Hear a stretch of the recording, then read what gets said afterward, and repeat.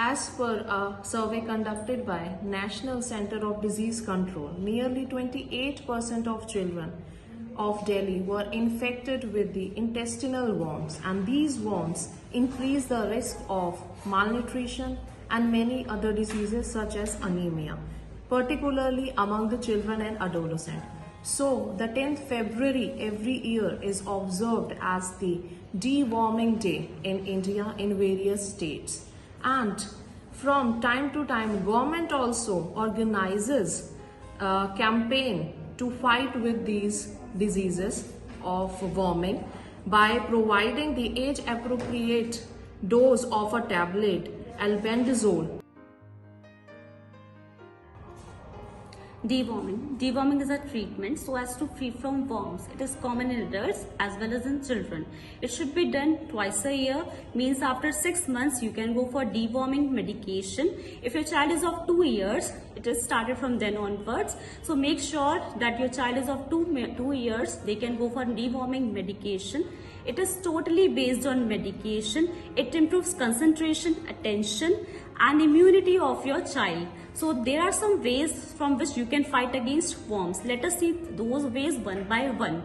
Parents should ensure that their children, they are washing hands before and after meal. They should ensure that their child is not sharing water bottles in school. They should ensure that their child is maintaining proper hygiene. And they should ensure that they are not eating undercooked meal.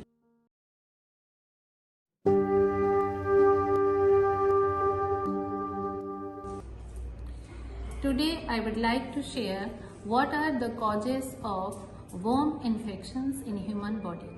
Deworming is a process to kill worms like tapeworm, roundworm and hookworm that infect bodies of children below 18 years of age. Intestinal worms infect the body mainly by 4 methods like consumption of contaminated water, soil, contact with contaminated faces, poor sanitation, etc. A child can get infected if he touches the objects or surfaces with worm eggs on them. Touching soil or swallowing water or food with worm eggs in it is mainly a risk in different parts of the world. Once the child is consumed, the contaminated substance, the parasite, travels into the intestine, then reproduce, grow and become larger in size and amount, and then the symptoms may appear. Sometimes children walk on the soil that contains hookworm larvae and that can pierce into the skin and infect them. So before we touch any food or water or soil, anything which is touching to our mouth, before that we should wash our hands properly.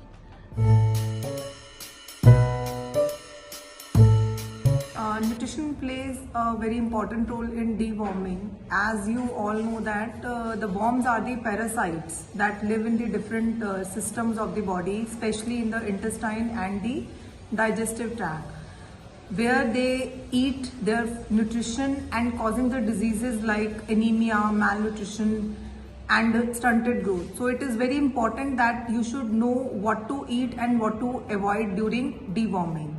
So now the first, what to eat. There is certain foods that helps to prevent the deworming, like raw pumpkin seeds. They have anti-parasitic properties, and the clove that helps to kill the bacteria. Ginger helps to protect the gut so that you prevent from the any internal damage. You can also consume neem leaves that also have antibacterial properties. Now, what you have to avoid? Mostly you have to avoid the taking consumption of sugary foods product like bread, pasta or any sugary fruits. You can avoid. Also, you can avoid to take too much of consumption of coffee and meat, non-vegetarian food, and also the dairy products, because they all have acidic properties that gives a good environment